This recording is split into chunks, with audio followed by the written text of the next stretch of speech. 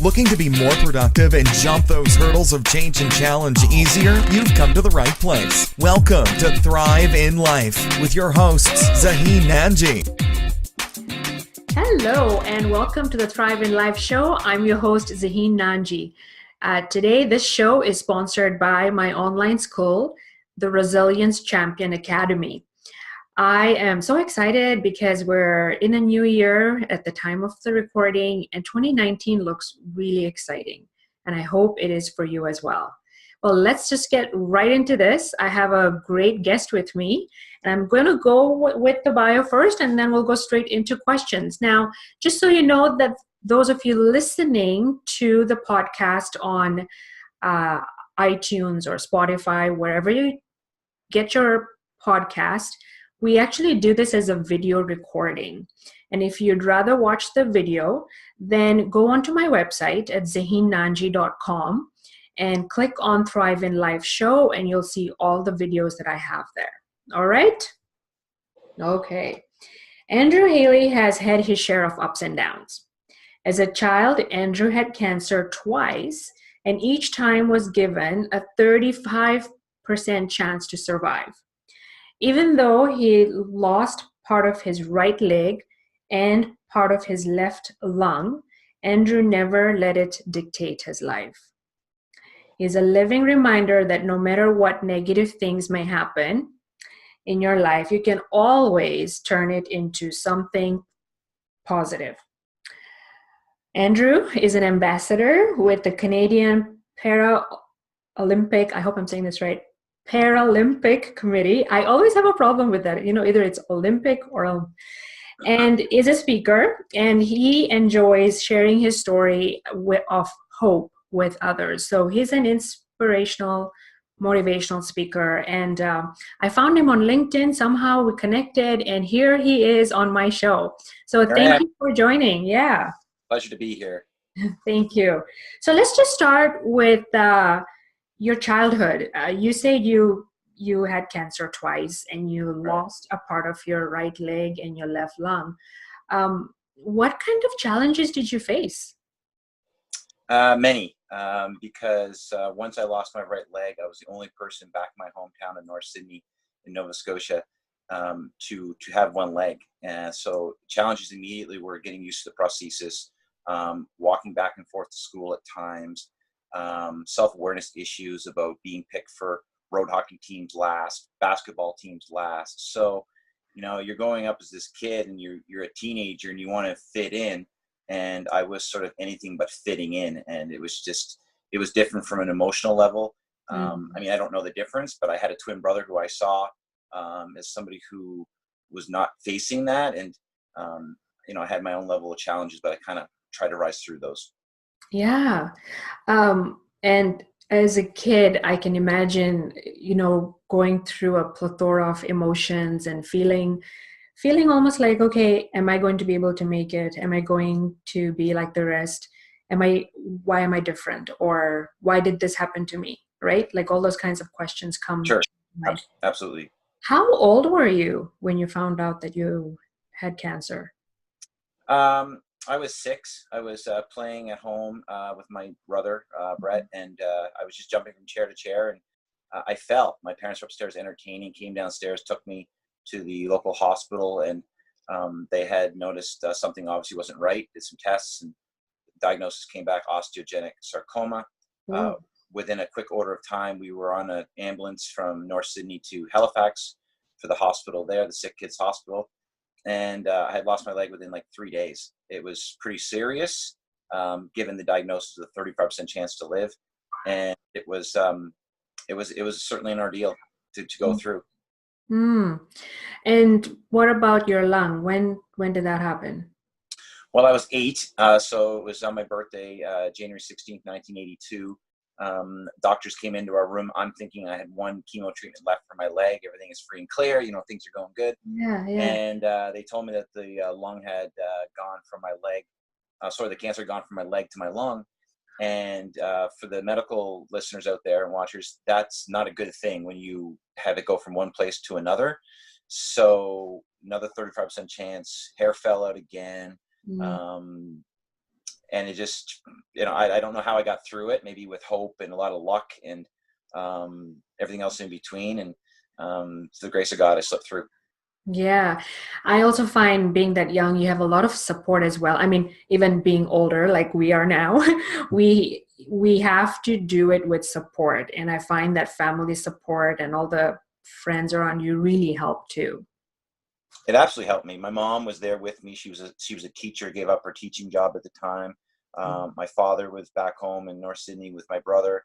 Don't forget, we're 6, 7, 8 years old. I mean, it's a very impressionable age in terms of trying to get through your childhood. And we had a lot of family help. The Ron McDonald's house in Halifax was just opening, and they helped. So it was kind of like that team effort. And I got really lucky and never missed a school year, which was nice because my mom being a teacher, so kind of self-taught me through those times. And I guess maybe in hindsight, having that happen maybe took my mind off what was happening around me. And Right. there's a lot of kids dying around me. It was a real horrible experience. And the why me? Why did I lose my leg? But why did I survive? And I think that's what sort of led into my ultimately my swimming career. To achieve greatness there is because if I'm going to survive, I'm going to thrive. That's good. So that's a great segue into that next question is, how did you get into swimming? And what made you want to do that? How did you find out that this is what you want to do? Well, I will start off with, I didn't want anybody going, when I had this happen in my leg, seeing my artificial leg. I wanted to wear sweatpants the whole time. I didn't really want to wear shorts. I was really, really self-conscious. Until I had the opportunity, my aunt knew the national swim coach at the time, and he's like, does he like swimming? I'm like, I didn't really know if I like swimming, but I tried it out anyways. And I felt this sense of calm, this sense of peacefulness when I got in the water. I wasn't very good at the start, but they asked me if I wanted to try it, and I gave it a go. And my mentality in the water was, I don't care if somebody sees me with one leg.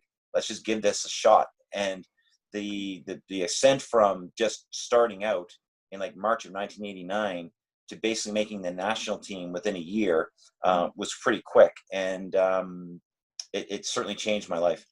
Wow, that's amazing. Like just something that you were so self-conscious about, and now being in the water, you just didn't care because you just felt different.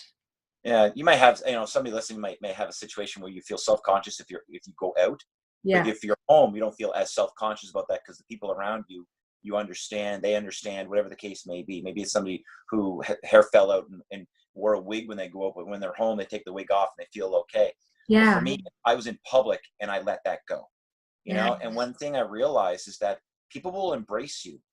Times have changed right now. Maybe like 5-10 years ago, people didn't really see disability as something that was, you're different, you're weird. But disability these days, with the Paralympics and issues around mental health and mental wellness, the world's changed. Yeah. And I mean, it's not there yet, but certainly you can feel a lot more confident in being the real you. Yeah. No, that is so true. So what do you feel is your biggest strength? Probably resilience. My favorite word. Pardon me? My favorite word. Yeah, I think I have that. I think that the mentality to get up, mental toughness, I would say, get up and then pick yourself off the floor and let's just keep going. I mean, we all get knocked down. It's just a matter of how you deal with it. There's a quote that I know that I like. It's not what happens to you, it's what you do about it that makes all the difference. And it's a great quote, I think by W. Mitchell, and it just speaks to me that it's not your circumstances, it's what you do once you're dealt with those circumstances. And that's what I try to do with my, having cancer twice and overcoming it. Yeah. But I mean, just like you though, Andrew, I speak on the same subject. And I find though that, people will always say, but how do you become resilient? Are you born with it? And my view is well, you're not born with it. It's the circumstances that make you make you stronger and, mentally tough, like you were saying. So I guess my question to you, and just for the listeners and the viewers, I'm sure they have the same question. So if I'm going through life right now where I'm in my darkest spot right now, how do I bounce back? What advice would you give them? Well, I think it starts with team, and I think it starts with those around you helping you. Nobody's going to go through things alone. You don't, you try your best to get through situations. I had a team of doctors, nurses, my parents, friends. So anytime that you get knocked down, whether you lose your job or lose a loved one or whatever the case may be, you rely on others and you block out negativity.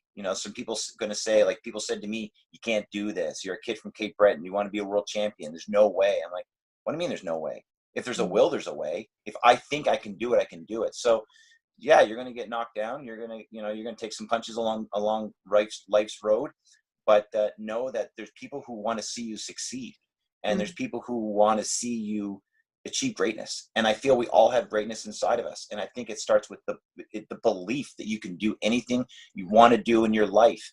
And if you have that belief, you can do it. And I often tell people, if you have to write a book and you wanted people to read that book after you're gone or later on in life, how do you want it to read?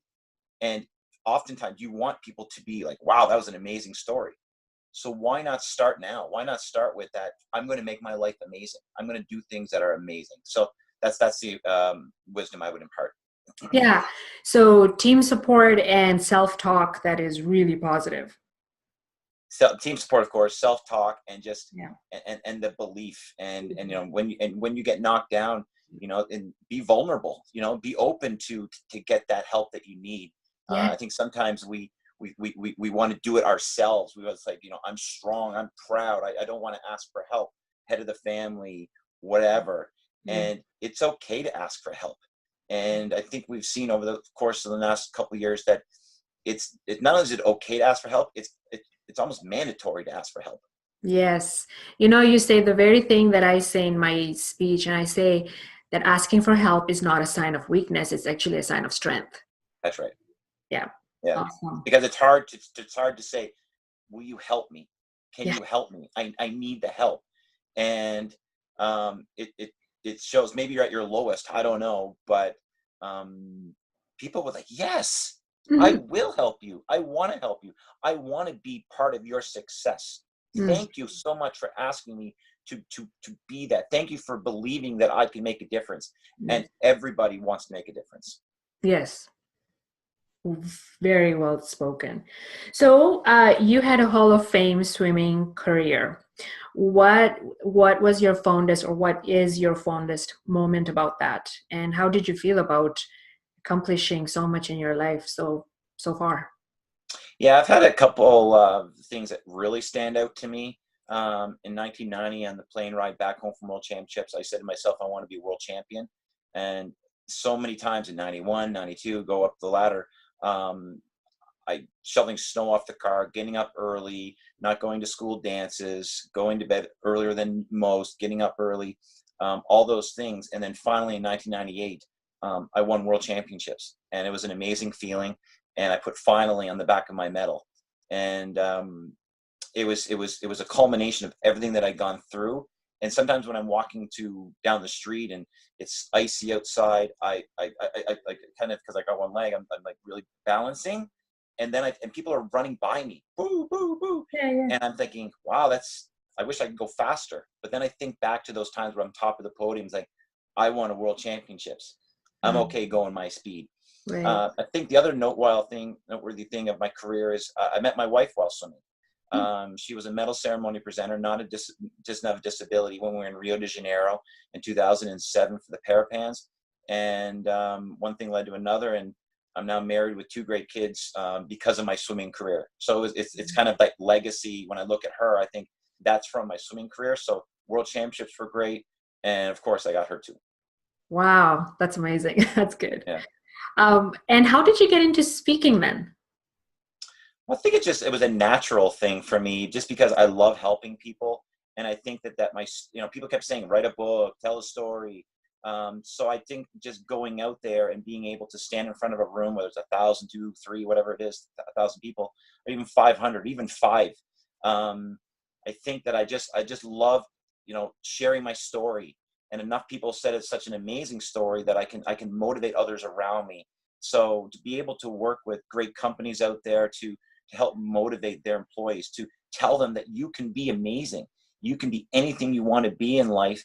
And it starts now. It starts today. And I think that, there's a difference, obviously, sometimes between motivation and inspiration. Yeah.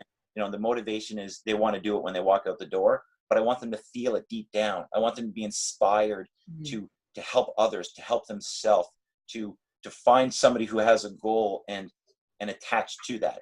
And it doesn't necessarily mean that they're going to be the person to accomplish the goal, but maybe their kids want to do something and they're really going to invest in it. So I just love being up there and sharing positivity, and it's been quite successful so far. That's awesome. Now, tell me about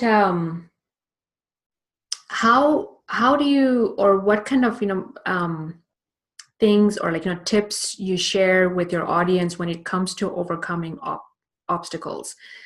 We all go through them, whether in our career, in our health, in our relationships, finances. We all go through that, and not everyone has a story like you or me. So they're just normal obstacles, and they go, well, how would I be able to bounce back from that, or what can I do? Some concrete tips. I'm going through them right now, to be honest with you. I mean, I'm not working. I'm in between jobs. And it's not easy, obviously not working, but I think you just take one day at a time, 1 hour at a time. You put the effort in that's needed in order to get by it. And sometimes the obstacles are bigger. Sometimes the obstacles are a health scare that it's difficult to deal with. And you just have to rely on others around you. And, there's other people out there have probably gone through it. So I think talking it out helps a lot as well, is that here's my situation.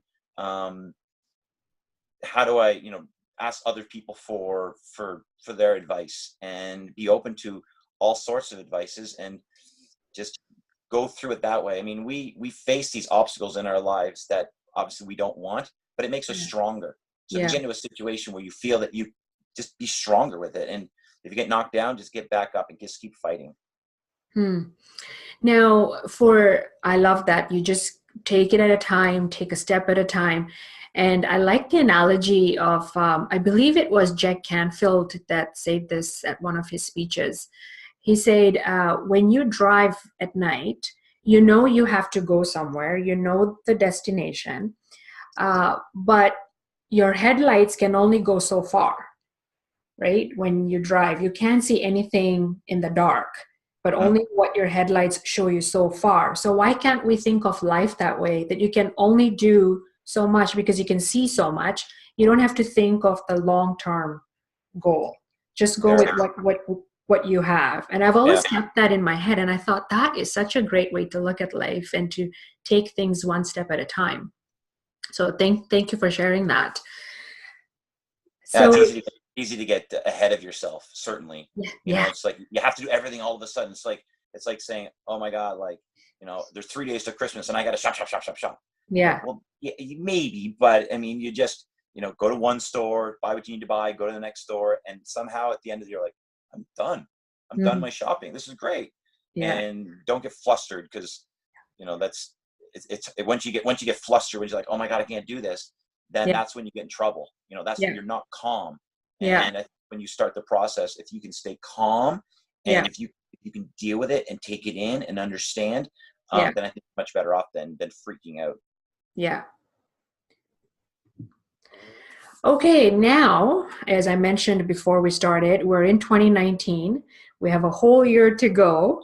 And I'm sure you have some goals that you want to accomplish. Tell me how you set your goals and what you want to do this year, Andrew.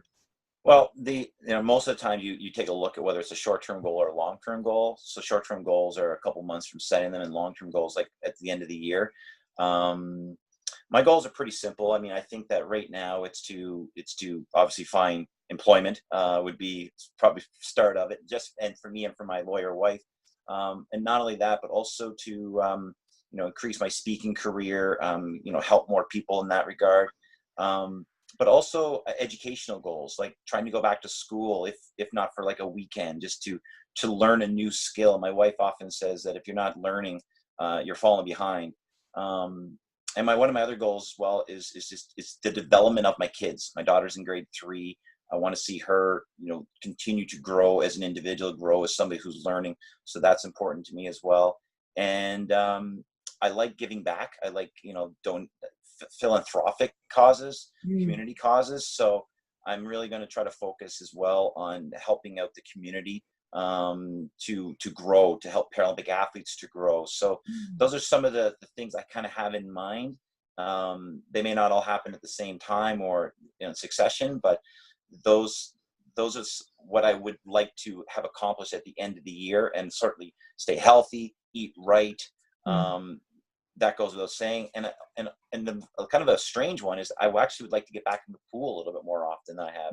Having my kids grow up, my son is 2, wasn't as easy like lately to get in the pool. So as he grows and gets a little bit more independence, I'd like to find myself in the water again.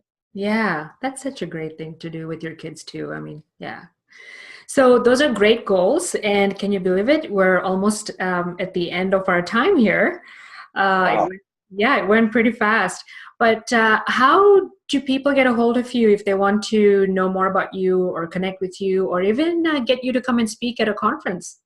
Sure. Well, I can go to my website, www.andrewhaley.ca, or they can email me directly. I don't mind sharing my personal emails, Andrew_Haley, Haley, @hotmail.com. So either one of those, you can find me on Twitter, @HaleyCA, or you can link into me as well. You can probably find me pretty simple. All those avenues, I'm happy to chat and happy to talk about, your event. Okay, good. So what I'll do is I'll put your LinkedIn profile and your website on the show notes. This way, then anyone who wants to get a hold of you and get you to come and speak somewhere, hey, might as well, right? Awesome. Thank you. Good. Well, thank you so much for coming on the show, Andrew. I really appreciate it. And your story is amazing. I loved the way, even though it happened in your childhood, I loved the way you took that circumstance and made it, like they say, you turned lemons into lemonade, Right. And that's exactly what you did. And you are mentally tough and you inspire me. So thank you. Thanks. I appreciate it. Thanks for happy to be here. Thanks. Thank you Okay. for that. All right, everyone. So there you have it, Andrew Haley. And I hope, just like you, I take so much away from my guests because I always learn something from them. And I hope you did too. And like I say usually to you, make your life count and make resilience your first reflex. Bye now. Bye. Thanks. Thanks so much for listening to Thrive in Life with your hosts, Zaheen Nanji. For more great content and to stay up to date, visit ZaheenNanji.com. That's ZaheenNanji.com. We'll catch you on the next episode of Thrive in Life.